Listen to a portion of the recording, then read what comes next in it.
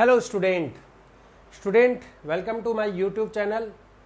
मेरा नाम है बबलू जहांगीर और मैं आपको अब काइनेमेटिक्स का सेकंड पार्ट पढ़ाने वाला हूँ।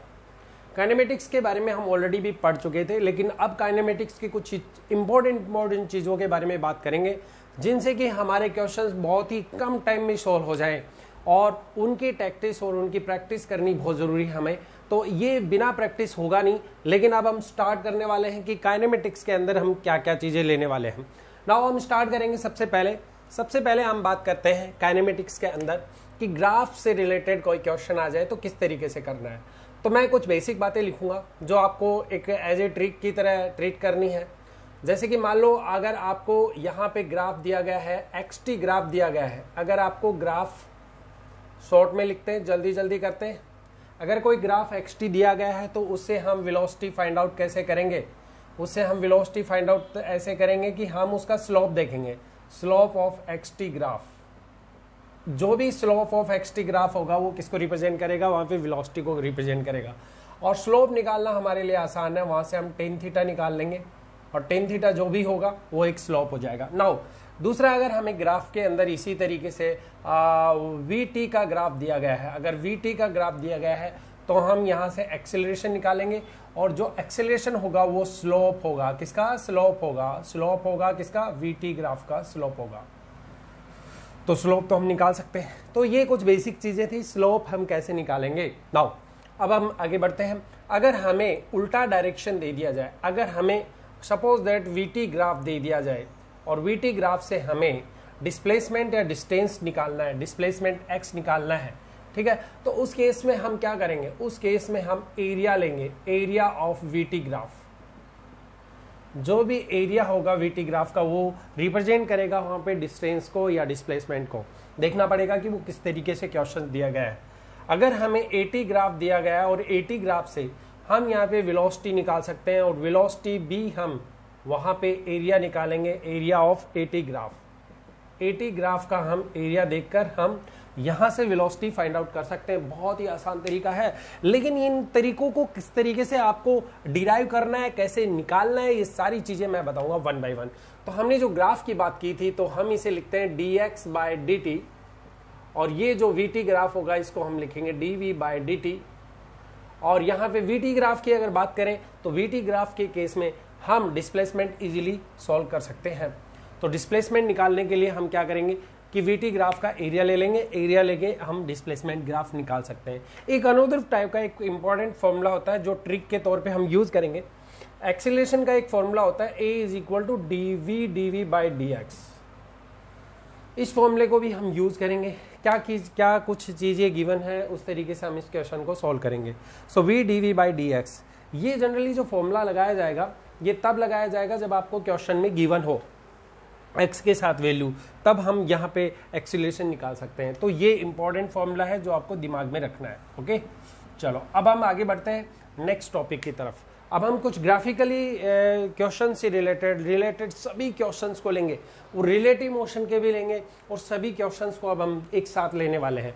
जो इंपॉर्टेंट क्वेश्चन है उन सबको अब हम पढ़ने वाले हैं। चलो, तो ये कुछ इंपॉर्टेंट यहाँ पे बातें थी जो आपको याद रखनी थी। अब हम आगे बढ़ते हैं नेक्स्ट टॉपिक की तरफ।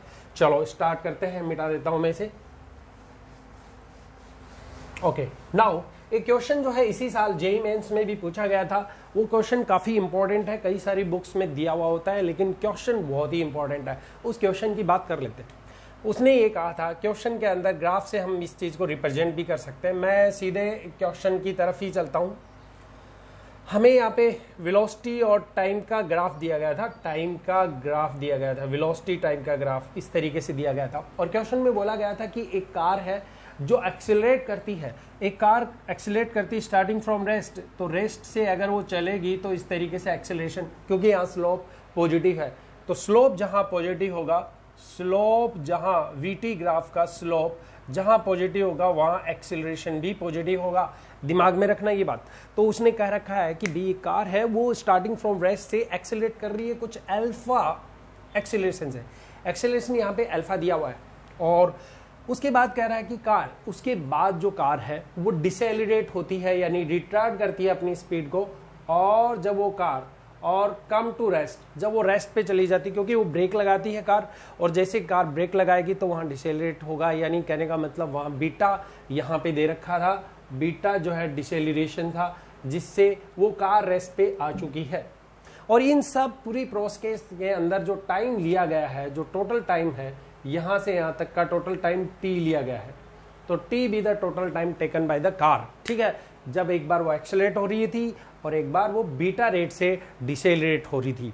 अब हमें क्वेश्चन में पूछा गया है, दोनों क्वेश्चंस हम करते हैं यहाँ पे, मैक्सिमम स्पीड कार की क्या होगी, और हम दूसरा करेंगे कि कितना डिस्प्लेसमेंट ट्रेवल करेगी। तो जो फंडे मैंने बताए उन्हीं फंडों को आप अपने को अप्लाई करना है और उनसे इस क्वेश्चन की धज्जियां उड़ानी है। चलो क्वेश्चन बहुत आसान है, अभी हम करके देख लेते हैं। तो हम मान लेते हैं कि कार यहाँ से स्टार्ट करती है, तो यहाँ स्पीड 0 है, और जैसे ही कार यहाँ पे पहुंचेगी तो यहाँ स्पीड मैक्सिमम है, तो मैंने मान लिया VM be the maximum speed of the car, जब वो 0 से स्टार्ट करके अल्फा एक्सेलरेशन से इस रेट से ऊपर की जब बढ़ रही थी।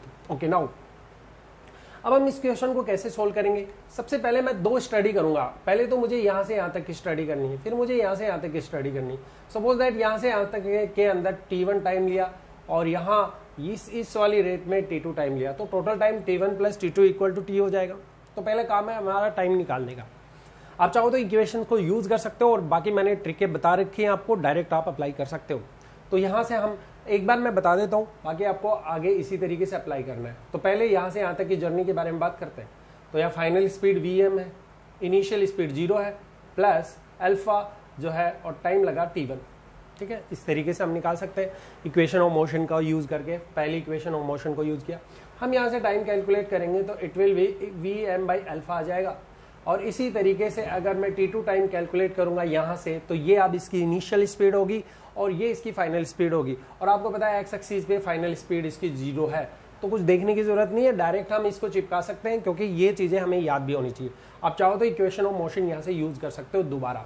नाउ T2 की वैल्यू मैं यहाँ से डायरेक्ट देख रहा हूँ, VM बाई बीटा हो जाएगी। तो टोटल टाइम मुझे पता है कि T इज इक्वल टू कितना लगना है, T1 प्लस T2 टाइम लगना है। सो T इक्वल टू हम यहाँ से T1 की वैल्यू रख देंगे VM बाई अल्फा प्लस ये हो जाएगा VM बाई बीटा। सो हम इसे सोल्व करते हैं। जब हम इसे सोल्व करेंगे तो VM यहाँ पे common, 1 point alpha 1 point beta. तो थोड़ा सोल्व करके दें, सिंप्लीफाई करने के बाद हमारे पास एग्जैक्ट कुछ वैल्यूज इस तरीके से आएगी। अल्फा बीटा यहाँ पे एलसीएम आ गया और अल्फा प्लस बीटा मैंने यहाँ लिख दिया। नाउ इसको सोल्व करना है हमें यहाँ पे सबसे पहले निकालना है कि स्पीड कितनी होगी। तो स्पीड, मैक्सिमम स्पीड का फॉर्मूला, इसको इधर मल्टीप्लाई कर दो, alpha beta divided by alpha plus beta into time. ये हमारे पास मैक्सिमम स्पीड का फॉर्मूला आ जाएगा। कुछ घबराने की जरूरत नहीं है। अगर ग्राफिकली आपको दिमाग में चीज़ें रिवाइज होती हैं कि किस तरीके से ग्राफ से हम क्वेश्चन को कर पाते हैं, अभी भी मैं बहुत सारे क्वेश्चन आपको करवाऊंगा ग्राफ से रिलेटेड। चलो अभी देख लेते हैं। सो ये हमारे पास यहाँ पे मैक्सिमम स्पीड आ गई। अब मुझे डिस्प्लेसमेंट ट्रेवल करना है, मतलब कितना डिस्प्लेसमेंट ये ट्रेवल करेगी यहाँ से यहाँ तक, यहाँ से यहाँ तक। तो how much displacement travel by the car, ठीक है। जब वो कार पहले अल्फा रेट से एक्सेलरेट हो रही थी और बीटा से डिसेलरेट हो रही थी, तो हमें यहाँ से निकालना बहुत आसान है। देखो हम इस तरीके से इसको कैसे निकालेंगे, हमें एक ट्राइंगल है और इस ट्राइंगल का हम एरिया निकाल लेते हैं, क्योंकि मैंने आपको बताया था ऑलरेडी, अगर एरिया जो है VT ग्राफ का जो एरिया है, एरिया ऑफ VT ग्राफ, वो आपको डिस्प्लेसमेंट को बताएगा या डिस्टेंस को बताएगा, डिस्प्लेसमेंट। तो डिस्प्लेसमेंट कैसे निकालेंगे, एरिया निकालो, सीधी सी बात है। जो चीज़ मैंने आपको ट्रिक के तौर पे बताई थी वही अप्लाई करनी है हमें। सो एरिया कैसे निकालेंगे, VT ग्राफ का एरिया कैसे निकालेंगे भैया, निकाल सकते हैं 1/2 बेस इंटू हाइट। तो टोटल के लिए ले रहा हूँ 1/2 बेस हमारा हो गया, टोटल बेस यहाँ से यहाँ तक का ले रहा हूँ मैं T, ओके T, और यहाँ से यहाँ तक की स्पीड VM होगी। तो 1/2 बेस इंटू हाइट से आ गया। सो इसको सोल्व कर लेते हैं। 1/2 VM की वैल्यू पुट कर देते हैं। VM की वैल्यू है हमारे पास alpha beta upon alpha plus beta into T, time तो ऑलरेडी है T, और ये T ऑलरेडी है तो यहाँ पे आ जाएगा स्क्वायर। तो ये डिस्टेंस यहाँ पे ट्रेवल हो चुकी है, x इक्वल टू ये फॉर्मूला आ गया। और इस सारे ये क्वेश्चन जो है JEE मेंस में पूछा गया था 2020 में, ठीक है। तो इसी तरीके के क्वेश्चंस काफ़ी सारे आ सकते हैं एग्जामिनेशन में, और उनको बड़े अच्छे से आपने को करना है, सारी चीज़ें दिमाग में रखनी है, किस तरीके से अप्लाई किया जा सकता है। नाउ एक और क्वेश्चन मैं आपको दूंगा घर के करने के लिए, आप उसको भी अप्लाई करें। इसी टाइप का कोई क्वेश्चन लेंगे और इस पर भी बेस्ड कई सारे जेईई मेंस ने क्वेश्चन पूछे हैं, तो आपको मैं बता दूँ ये काफ़ी इंपॉर्टेंट टॉपिक चल रहा है। नाउ एक और क्वेश्चन लेते हैं हम इसी से रिलेटेड। नाउ इसे मिटा देता हूँ, चलो इसे मिटा देते हैं। अब अगला जो क्वेश्चन है वो कुछ इस तरीके से दिया हुआ है हमें, यहाँ पे थोड़ा सोचने वाला क्वेश्चन है। ओके जी, हमें क्वेश्चन में कुछ इस तरीके से दे रखा है, आपको दिमाग लगा के नहीं, थोड़ा सा सोल्व करके देखना है कि किस तरीके से क्वेश्चन को दिया गया है। एक इस तरीके का एक प्रॉब्लम हम और एक और डिस्कस कर रहे हैं। ऐसे हमें यहाँ पे इस तरीके से ये ऐसा स्लोप दिया हुआ था, और हमें जो ग्राफ दिया गया था, वो जो ग्राफ हमें दिया गया था वो क्या था, ये ग्राफ हमें v और x के बीच में दिया गया था। कुछ आइडिया आ रहा है, देखेंगे। नाउ ये वाली वैल्यू हमें गिवन थी यहाँ पे, और यहाँ से ये वैल्यू टाइम की दी हुई थी, यहाँ पे वैल्यू जो टाइम की दी हुई थी, हमें टाइम की वैल्यू थी, टाइम की वैल्यू हम यहाँ पे ले रहे हैं 10 सेकेंड ले लो, कोई दिक्कत नहीं है, 10 सेकेंड ले लो, टाइम की वैल्यू भी हो सकती है इजीली कैलकुलेट। अब हम देख लेते हैं, उसके बाद यहाँ पे हम 2 मीटर पर सेकेंड और यहाँ हम 5 मीटर पर सेकेंड ले लेते हैं, 5 मीटर पर सेकेंड। अब हमें पूछा क्या गया है इस क्वेश्चन के अंदर, हमें पूछा क्या गया है वो देखना है हमें इस क्वेश्चन के अंदर पूछा गया है कि भाई क्या एक्सेलरेशन होगा, ये हमें फाइंड आउट करना है। सो एक्सेलरेशन निकालने के लिए हम क्या करते हैं, v dv by dx। So v dv by dx करेंगे, हमें ये फॉर्मूला पता है, हम कैसे सॉल्व करेंगे। So a is equal to v की वैल्यू हमारे पास कितनी है 5, ठीक है, v dv बाई dx। और इसे हम ऐसे लिख सकते हैं कि v into slope of vx graph. क्या मैं इसे ऐसे लिख सकता हूँ? देखो बहुत ही ट्रिकी क्वेश्चन है, इसको इस तरीके से अप्लाई किया जा सकता है। सो वेलोसिटी यहाँ पे 5 है, इंटू dv बाई dx, यानी स्लोप निकालना है। स्लोप कैसे निकालते हैं? स्लोप हम टेन थीटा से निकालेंगे। तो देखो स्लोप हम कैसे निकालेंगे, ये बेस हमारा 10 सेकेंड है, 0 से 10 सेकेंड, और टेन थीटा यहाँ पे थीटा ले लेंगे, टेन थीटा निकाला जा सकता है। Tan theta is equal to this, ये कितना होगा 5 माइनस 2 यानी 3/10।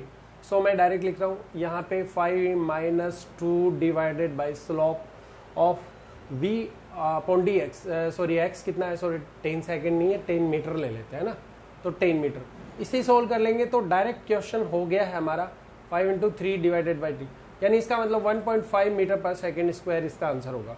तो देखो कई सारे क्वेश्चंस हैं जिनमें आपको ज़्यादा कुछ दिमाग नहीं लगाना, लेकिन क्वेश्चन को करने का तरीका आपको मालूम होना चाहिए कि किस तरीके से क्वेश्चन को अप्लाई किया जाता है। नाउ अनदर, अब एक और क्वेश्चन लेते हैं। आज मैं क्वेश्चन ही कराऊंगा आप लोगों को, एक जेईई मेंस 2019 का क्वेश्चन है, उसे भी कर लेते हैं, बहुत ही इंपॉर्टेंट क्वेश्चन है और काफ़ी सारे फीचर्स उसमें क्लियर होने वाले हैं। नाउ क्वेश्चन ये था कि कार रेसिंग की बात करेंगे।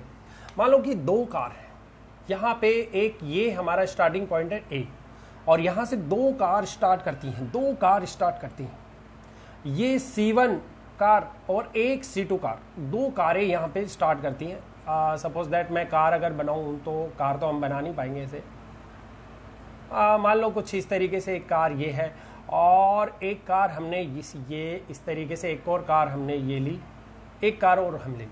तो दोनों कार जो है t इक्वल टू 0 टाइम पे चलना शुरू करती है, स्टार्टिंग फ्रॉम रेस्ट। कार जो है वो स्टार्टिंग फ्रॉम रेस्ट से चलेंगी, क्योंकि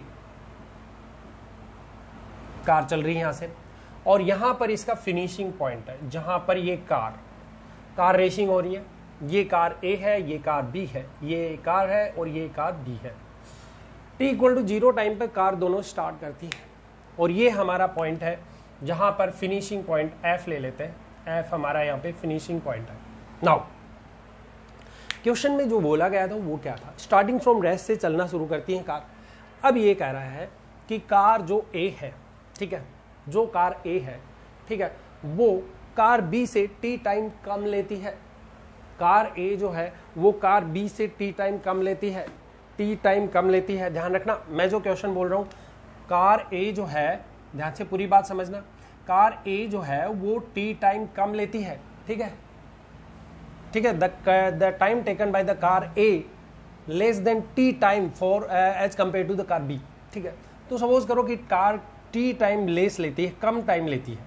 ओके, अब तुम दिमाग लगा के सोचने वाली बात है, जब ये कार कम टाइम लेगी और इस फिनिशिंग पॉइंट पर पहुंचने वाली है, तो इसका मतलब ये तो कम है, ये तो बात बिल्कुल सही है, इसकी स्पीड इसकी कंपैरिजन में ज़्यादा होगी, अभी तो कम टाइम लेगी। भी थोड़ा सा अपने दिमाग को यहाँ पे यूज़ करने की ज़रूरत है कि ये कार जो है इससे कार बी से टी टाइम कम लेती है, इसका मतलब इसकी स्पीड इसके कंपैरिजन ज़्यादा होगी। तो मान लेते हैं कि भाई ये कार यहाँ से यहाँ तक पहुँचने में ये कार बी, तो मैं कार ए की बात करूँगा यहाँ पे, कार ए, और ये मैंने ले लिया कार बी। तो जो फीचर्स हमारे दिमाग में है वो सारी चीज़ें ले लें। क्वेश्चन में कहा गया है कि कार ए जो है वो स्मॉल टी टाइम कम लेती है कार बी से, तो कार बी को मान लेते हैं car B, suppose that time जो कार बी लेती है, time taken by the car B, अगर वो टी टाइम लेती है, तो कार ए कितना टाइम लेगी, इससे तो कम लेगी, इसका मतलब T minus small T time कम लेगी, टी कम टाइम ले रही है। अच्छा, कार बी जो है उसकी स्पीड क्या होगी, उसकी स्पीड कार बी जो है अगर वो u स्पीड से चल रही है, तो वो कह रहा है कि इसकी स्पीड जो a की स्पीड है वो u मोर देन है कार b से। क्वेश्चन में बोला गया है कि कार a की स्पीड u मोर देन है कार b से, तो कार b की स्पीड मैंने मान ली कि मान लो पहले कार b की स्पीड v थी और उसमें से इससे ज़्यादा है, तो v प्लस u हो जाएगी। ये स्पीड है किसकी, कार b a की। नाउ ये हमें कुछ फीचर्स दिए गए हैं। अच्छा, यहाँ से यहाँ तक की डिस्टेंस हमें दी गई है, फिनिशिंग पॉइंट की डिस्टेंस ऐसी ही है, तो दोनों केसेस में इस फिनिशिंग पॉइंट की डिस्टेंस ऐसी है, लेकिन कार ए जो है उसका एक्सेलरेशन a1 है और कार बी का एक्सेलरेशन a2 है। तो यहाँ पे एक्सेलरेशन भी ले लिया हमने और ये एक्सेलरेशन भी ले लिया। अब हमें रिलेशन फाइंड आउट करना है कि कार की स्पीड v का, ये जो v है कार a की स्पीड v का a1 और a2 के बीच में क्या रिलेशन होगा। 2019 का ये आईआईडी के अंदर पूछा गया क्वेश्चन है। अब हम इसे करते हैं, थोड़ा सा कॉन्सेप्ट थोड़ा सा टिपिकल था लेकिन समझ में आ जाता है अगर आप अच्छे से क्वेश्चन को रीड करते हो। नाउ अब जो सिचुएशन हमारे पास गिवन है उससे हमने कुछ फंडे बनाए थे, उन फंडों को यूज़ करने वाले हैं। तो हमने ये पढ़ा था कि जब कार u इक्वल टू 0 की बात कर रहे हैं, स्टार्टिंग फ्रॉम रेस्ट से कार अगर चलना शुरू करती है, तो उस केस में हमें कुछ क्वेश्चन लेने हैं। सो पहला तो s इज इक्वल टू होगा ut plus half AT square, ये कॉमन चीज़ है, दोनों में लेंगे हम, कोई दिक्कत नहीं है। यहाँ से हमारे पास u 0 हो जाएगा, so s is equal to half AT square, और ये चीज़ें मैं आपको ऑलरेडी बता भी चुका हूँ, इसमें कोई डाउट भी नहीं होना चाहिए। तो ये टाइम निकाला जा सकता है यहाँ से √2s/a, तो ये हमारा टाइम आ गया। अच्छा, इसी केस में ये अलग से ले रहा हूँ मैं, अभी मैंने इसमें अप्लाई नहीं किया है, अभी अप्लाई करने के बाद देखते हैं हम क्या होगा। उसके बाद s निकाल लिया हमने। अब उसके बाद हमें पता है कि ये डिस्टेंस कितनी चलनी है, s चलनी है। ओके, एक्सेलरेशन a है, तो तीसरी इक्वेशन यूज कर लेते हैं, v square is equal to u square plus 2as, u तो 0 है, so v square equal to 2as, so v is equal to √2as। ये हम ऑलरेडी डिस्कस कर चुके थे, इन्हीं प्रॉपर्टीज को यूज करके हम इस क्वेश्चन को सोल्व करेंगे और जल्दी हो जाता है, ठीक है, टाइम कम लगेगा। तो ये दो चीज़ें आपके दिमाग में रहनी है, उसके बाद ये क्वेश्चन ऑलमोस्ट हो जाएगा, जल्दी ही होने वाला है। तो नाउ स्टार्ट करते हैं हम सारी चीज़ों को यहाँ पे सोल्व करके देखते हैं कि क्या कुछ सिचुएशन गिवन है। नाउ अब मैं यहाँ पे इसको, ये जो सारी चीज़ें हैं यहाँ पे लिखूँगा। सबसे पहले मैं कार ए की बात करता हूँ। सो कार ए कितना टाइम ले रही है, t माइनस टी ले रही है, तो यहाँ से डिस्टेंस तो उतना ही ट्रेवल करेगी, तो मैं यहाँ लिख दूंगा t minus T is equal to √2s/a1, speed आ गई है ना। ये कार ए की बात कर रहे हैं हम भाई, कार ए की एक केस ले रहे हैं। स्पीड कितनी है, स्पीड है अपनी यहाँ पे, स्पीड है इसकी v प्लस u, ये कॉमन जनरल चीज़ें हैं जिनको हम यहाँ पे अप्लाई कर सकते हैं।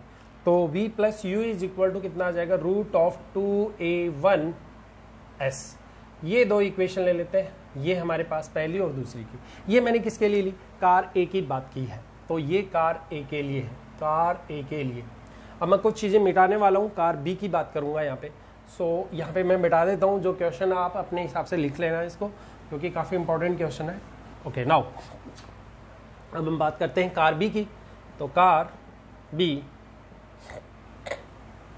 कार बी की स्पीड u है, और उसके लिए जो है हमारा जो है यही इक्वेशन यूज़ कर लेंगे, और टाइम इसको t लगता है जो हम पहले लिख चुके हैं, और वो कितना लगेगा √2s/a2।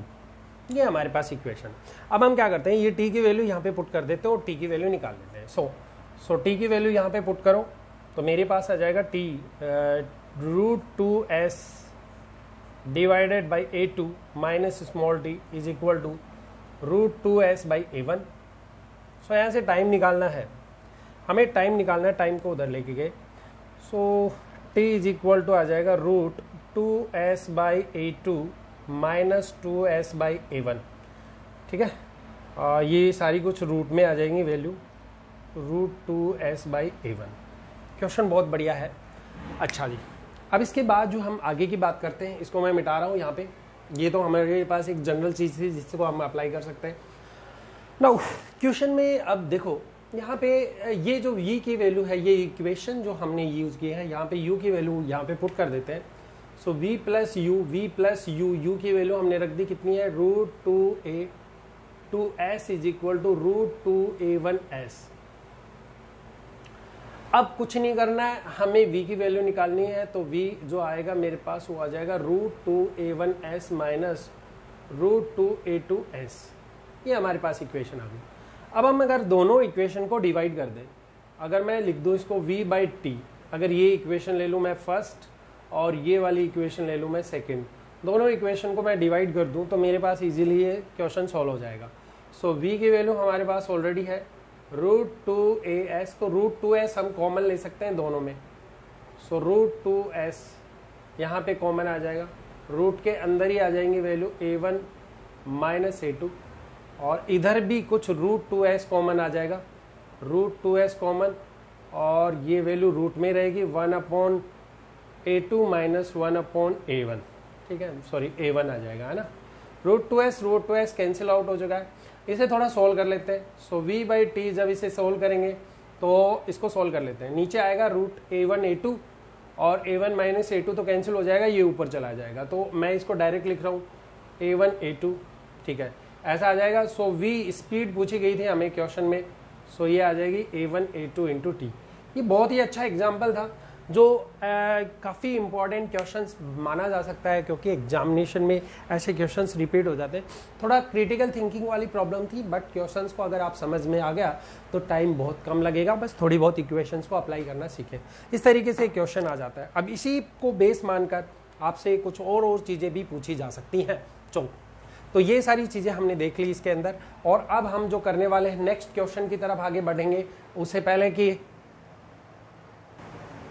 क्वेश्चन को राइट डाउन कर लें आप, ताकि ये क्वेश्चन जो है इससे आपको समझ में आ जाए कि किस तरीके की प्रॉब्लम्स पूछी जा सकती है। नाउ नेक्स्ट क्वेश्चन की तरफ आगे बढ़ते हैं। अगला जो क्वेश्चन है वो क्या है हमारा, देखो अगला जो क्वेश्चन है वो भी हम देख लेते हैं। अब कुछ क्वेश्चंस ऐसे आते हैं जैसे कि एग्जाम्पल के तौर पे मैं आपको उसके हिंट बताऊंगा, आगे आप सोल्व कर सकते हैं। अच्छा, ये मैं मिटा रहा हूँ यहाँ पे, कोई डाउट नहीं होना चाहिए यहाँ तक किसी को भी। चलो आगे बढ़ते हैं। नाउ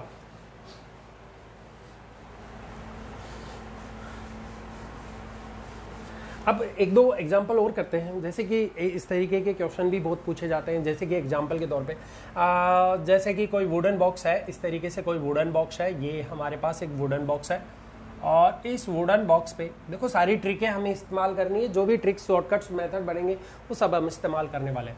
सो यहाँ से एक बुलेट को थ्रो किया गया, एक बुलेट जो है उसको यू स्पीड से फेंका गया है, यानी यू स्पीड से बुलेट को फायर किया गया है। स्पीड कितनी है, बुलेट की स्पीड है यू। अच्छा, बुलेट इसके अंदर जाएगी। अच्छा, बुलेट जो है वो कुछ एक्स डिस्टेंस, कुछ डिस्टेंस यहाँ पे आके बुलेट जो है उसकी स्पीड मान लो कुछ कम हो जाती है, स्पीड कम होगी, ऑब्वियसली स्पीड कम होगी। जब इस वुडन बॉक्स के अंदर आएगी तो पीछे फोर्स लगेगा जिसकी वजह से स्पीड कम हो जाएगी।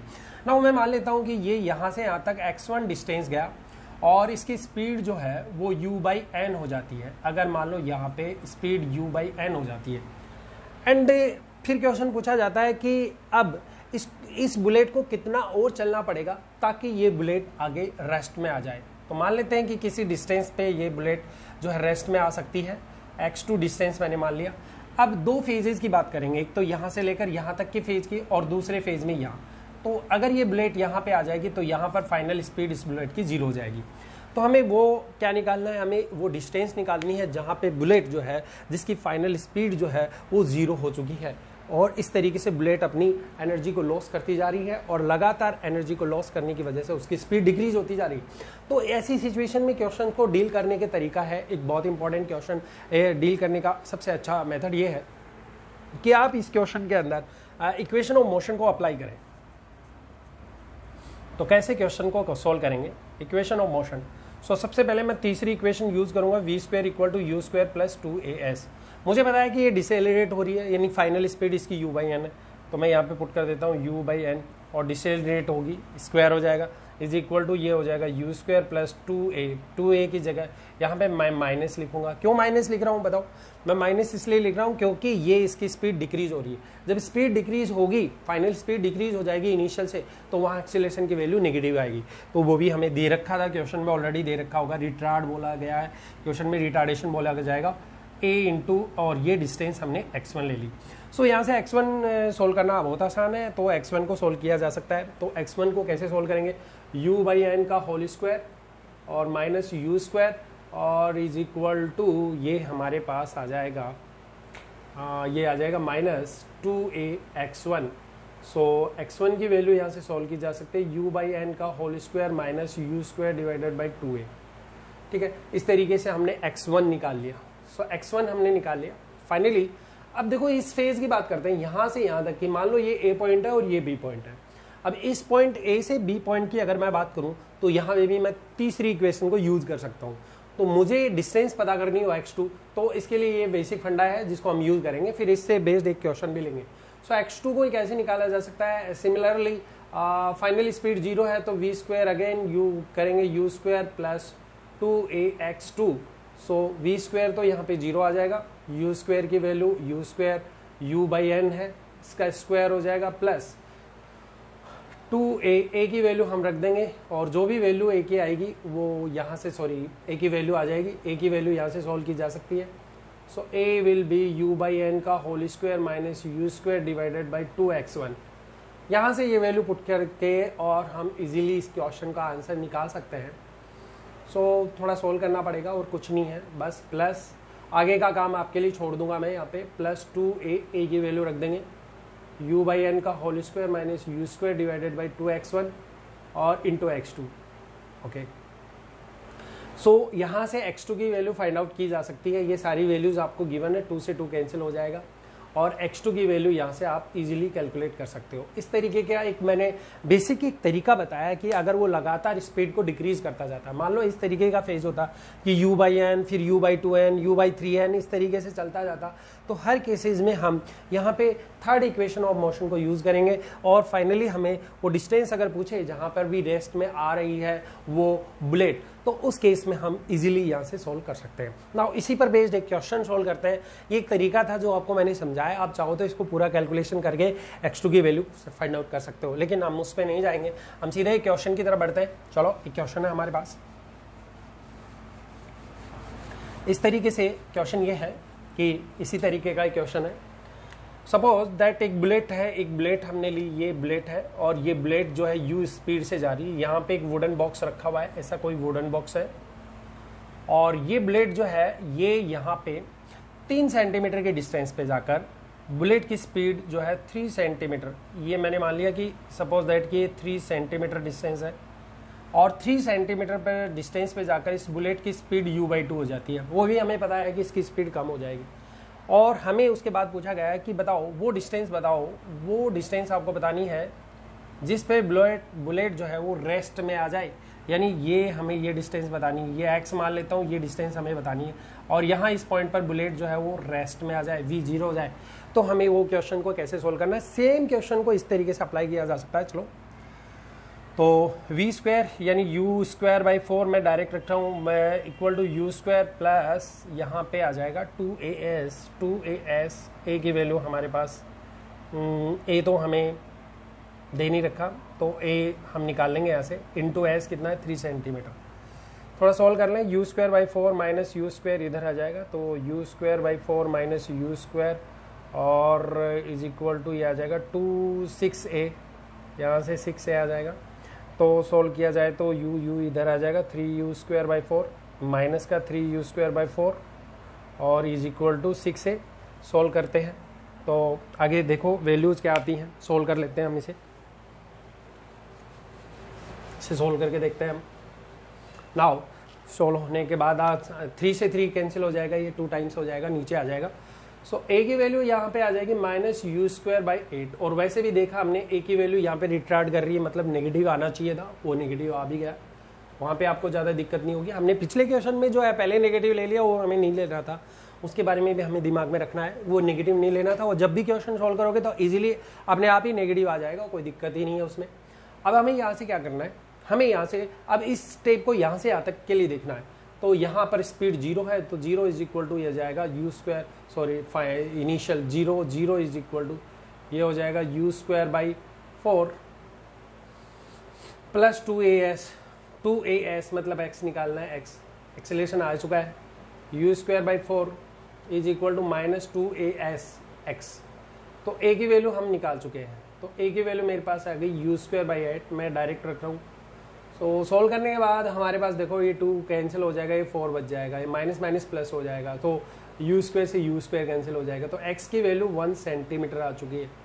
ये क्वेश्चन हम सोल्व कर सकते हैं, बहुत ही आसानी से हम क्वेश्चन को सोल्व कर सकते हैं। पिछले जो हमने कॉन्सेप्ट बताया है उसमें थोड़ी बहुत हमने गलतियां कर दी हैं, लेकिन उसको आप देख लो, इसी तरीके से करना है। वहाँ पे ये 0 रखना था, हमने शायद उसको 0 नहीं रखकर कुछ और वैल्यूज रखी थी, v² लिया था, ये v² को 0 रखना था ना, वहाँ से क्वेश्चन सोल्व हो सकता था, तो हमने वो u/n कर दिया था।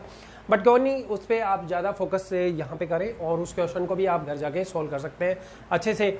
चलो, ये क्वेश्चन था हमारा इसी से रिलेटेड, जो कि किसी एग्जाम में आ चुका है। अब अगला क्वेश्चन जो हम बना रहे हैं वो क्या है,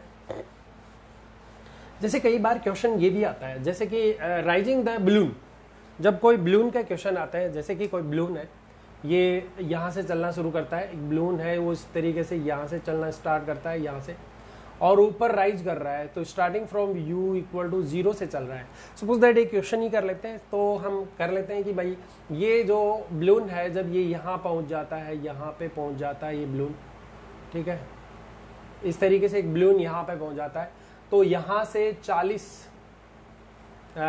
मीटर की हाइट, 60 मीटर की हाइट से, और ये जो बलून है ये ऊपर की तरफ राइज कर रहा है, स्पीड है u इक्वल टू 15 मीटर पर सेकेंड की स्पीड से, ये v ले लेते हैं ना, स्पीड ले लेते हैं v 15 मीटर पर सेकेंड की स्पीड, और ये ऊपर की तरफ राइज कर रहा है। और तभी मैंने एक स्टोन यहाँ से फेंक दिया, इस बलून से मैंने एक स्टोन, एक पत्थर यहाँ से मैंने फेंक दिया नीचे की तरफ, ठीक है। तो आप ये मान के चलो, अब मैं इसका कॉन्सेप्ट बताता हूँ। देखो, जब भी आप किसी भी स्टोन को ड्रॉप करते हो तो उस वक्त उस स्टोन की जो स्पीड है वो वही रहेगी जो बलून की स्पीड है। That is very important part, ये दिमाग में रखना है आपको।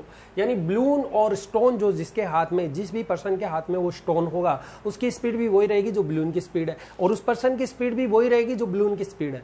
तो अगर किसी बलून से अगर आपने किसी भी स्टोन को थ्रो किया, तो वो जो स्पीड गेन करेगा स्टार्टिंग फ्रॉम रेस्ट, अगर उसको ड्रॉप किया गया है तो वो उतनी स्पीड से चलेगा 15 मीटर पर सेकंड की स्पीड से। तो हमें देखना है कि बलून कितना और ऊपर चला जाएगा, ठीक है। तो हमें ये बताना है कि इस पत्थर को अर्थ पर गिरने में कितना जो है टाइम लगेगा। तो how much time taken by the stone, ठीक है, टू रीच द ग्राउंड। तो हमें टाइम निकालना है, time to reach the ground, कितना टाइम निकालना है वो देख लें। क्वेश्चन को सोल्व करना है, बहुत आसानी हो जाएगा ये क्वेश्चन, कोई दिक्कत ही नहीं है, बस सारी चीज़ें वैसे अप्लाई करनी है जैसे आपने सीखी है। ओके, नाउ हम यहाँ से इक्वेशन ऑफ मोशन को डिराइव करते हैं। तो हम डाउनवर्ड की बात कर रहे हैं, तो मोशन हमारा डाउनवर्ड है, कुछ नहीं, यहाँ पे ले लिया मैंने -60 मीटर, वेक्टर की फॉर्म में चलूंगा मैं, और स्पीड ऊपर की तरफ है, एक्सेलरेशन नीचे की तरफ है जी। तो सोल्व करने के बाद ut मेरे पास 15 × t है, 15 × t, क्योंकि बलून ऊपर जा रहा है तो स्पीड भी हम ऊपर ही लेंगे स्टोन की।